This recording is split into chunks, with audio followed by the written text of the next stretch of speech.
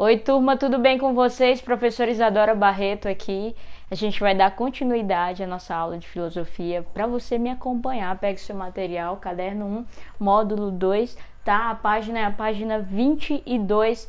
Tem que ser da turma do 7º ano para poder entender esse conceito aqui que a gente vai trabalhar acerca de cultura, tá, pessoal? A gente está falando sobre cores aí, e as cores, como é que elas são representadas em algumas culturas. Vocês podem acompanhar a partir da página 22. Inclusive, quando finalizar essa aula, faz a atividadezinha que já aparece na página 23 para vocês, tá?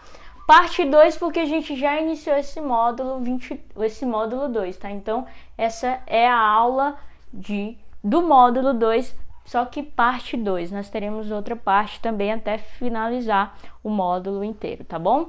Meus queridos, as culturas humanas, as cores e seus nomes, tá? As culturas humanas, as cores e seus nomes é o título, inclusive, de um texto que está lá na página 22 para você ler quando finalizar aqui a aula. Eu coloquei aqui, selecionei a palavra cultura e coloquei aqui algumas características relacionadas à cultura para que eu e você entendamos juntos o que isso significa, tá? Para que você consiga aí me acompanhar e compreender melhor esse conceito. Primeira coisa aqui, ó, em relação à cultura, nós temos que entender que ela está relacionada a hábitos, a costumes, a comportamentos de um determinado grupo. Então pensa comigo o seguinte: nós brasileiros temos hábitos, como por exemplo, tomar banho todos os dias. É um hábito nosso. Escovar os dentes todos os dias. É um hábito nosso. Professora, mas eu conheço coleguinha tal que não faz isso. Aí já é uma exceção, tá? Mas o nosso hábito enquanto brasileiro, por exemplo, é essa característica que a gente tem de tomar banho todos os dias, escovar os dentes, tá? É um hábito. Nós também temos costumes. Costumes está relacionado ao grupo que a gente está inserido, tá? São práticas de comportamentos que a gente tem relacionado ao grupo social que eu estou inserido. Então, eu tenho um costume religioso específico, eu tenho um costume relacionado à minha alimentação, porque a minha família acredita assim. Enfim, costume está relacionado ao coletivo, tá? E os comportamentos? Comportamentos é de forma geral. Hábitos são comportamentos, costumes são comportamentos. Eu coloquei aqui a palavra comportamentos para enfatizar, tá? Porque nós brasileiros temos comportamentos diferentes de outras culturas. E o que dá pra gente tirar daí? Dá pra gente tirar que cada cultura tem suas características singulares, tá? Cada cultura ela tem a sua determinada característica, seja na forma de se alimentar, seja na forma de se vestir, na sua crença. Cada cultura de cada país se expressa de uma forma, tá bom? Não se esqueça disso, não é algo universal, é algo singular, cada um tem o seu, tá bom? Claro que a gente pode ver também, pessoal, culturas que se interligam, tá? Que elas têm um processo de se assemelhar, de se juntar uma a outra e formar um novo tipo de cultura. Mas isso não é cabível agora nesse momento. Então volta para cá e pensa comigo o seguinte: em relação às culturas, nós temos uma visão de mundo e nós temos um modo de viver.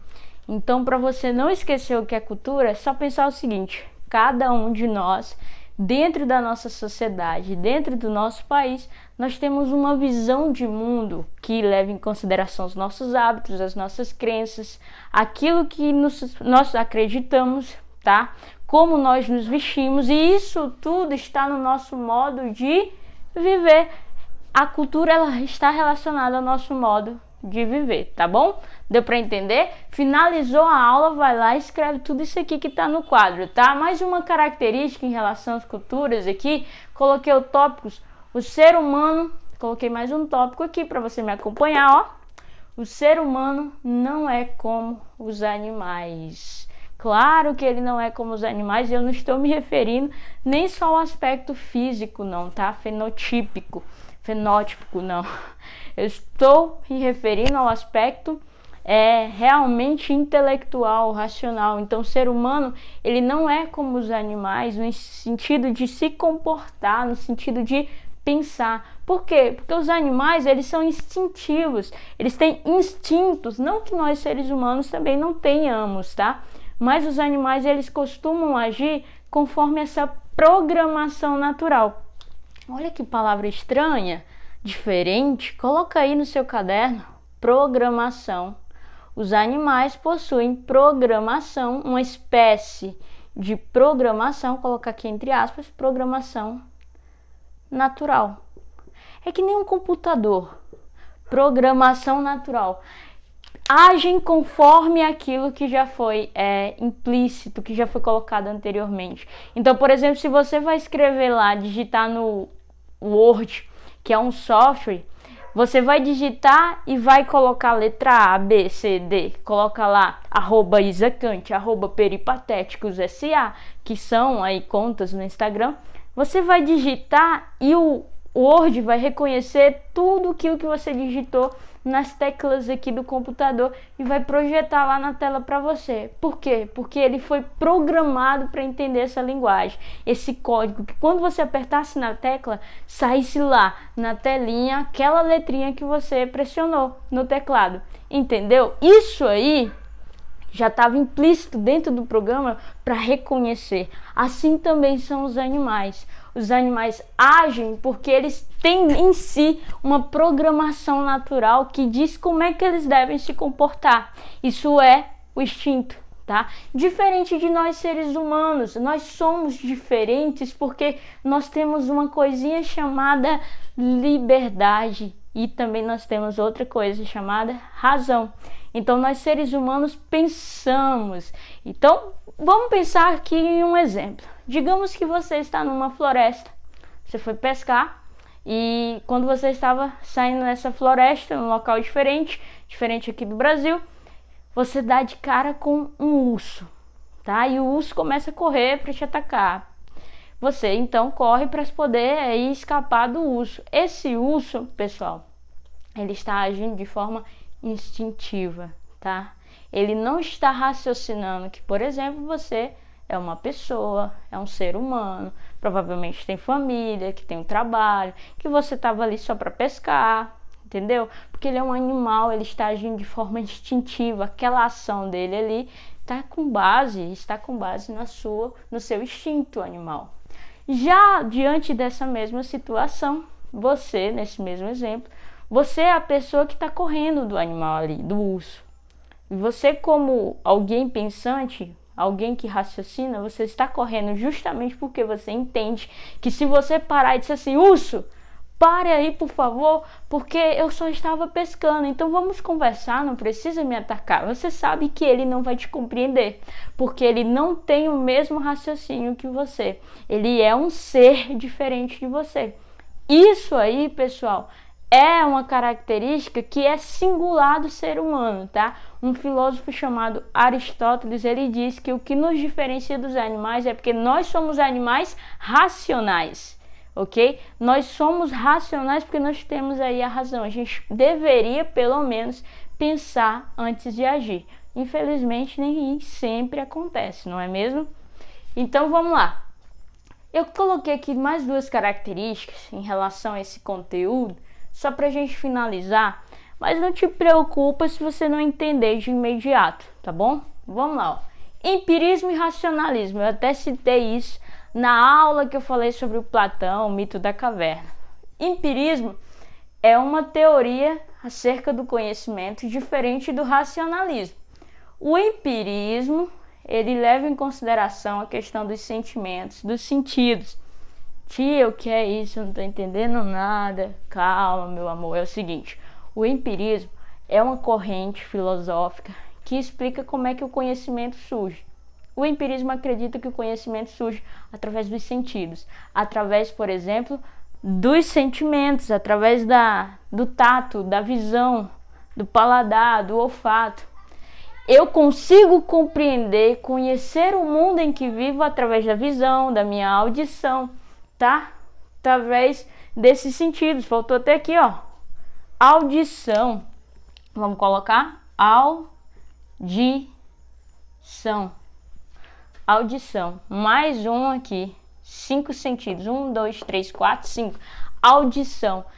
Por quê? Porque eu, ouvindo sons, consigo, né? Se eu tenho aqui uma pré-noção, uma pré-ideia, compreender o que esse som está querendo me dizer. Então, agora mesmo, você está me ouvindo, você está provavelmente me vendo, né? E você, ao me ouvir, está entendendo aquilo que eu falo, ou pelo menos está tentando compreender aquilo que eu falo, porque você, por exemplo, já aprendeu língua portuguesa. Então, a língua que eu estou utilizando agora para me comunicar, o idioma que eu estou utilizando é o português. Se você sabe, por exemplo, as palavras, entender as palavras que eu estou falando, você está conseguindo ter um mínimo de comunicação, de noção daquilo que eu estou querendo te transmitir, tá? Então, nós temos dentro do empirismo a ideia de que nós conhecemos o mundo que a gente vive através dos sentidos, da audição, do olfato, do paladar, da visão, do tato, por exemplo. Já o racionalismo, ele discorda dessa ideia do empirismo. Ele diz que a gente conhece o mundo através da razão, do pensamento, da ideia. A gente raciocina acerca das coisas para poder entendê-las, para poder compreendê-las. Tá? O que você acha? Você acha que conhece o mundo que conhece porque você tem a capacidade de sentir, de entender através do teu tato, da tua visão, da tua audição, do teu paladar? Ou você acha que conhece o mundo através do teu raciocínio, através da tua ideia, do teu pensamento, através de que você, por exemplo, está olhando para esse quadro e compreendendo o que aqui é um quadro, mas você está utilizando, além da visão, também a tua ideia do que seja um quadro. E aí, será que uma coisa complementa a outra? São duas coisas totalmente distintas que não se complementam. Empirismo e racionalismo. Se você não conseguiu compreender claramente o que eu estou falando, volta um pouquinho o vídeo e tenta rever novamente. Qualquer coisa, pode mandar mensagem que a gente vai se comunicando e vai ficando tudo mais claro. Eu espero ver vocês lá na Agenda Edu e na próxima aula, tá bom? Tchau!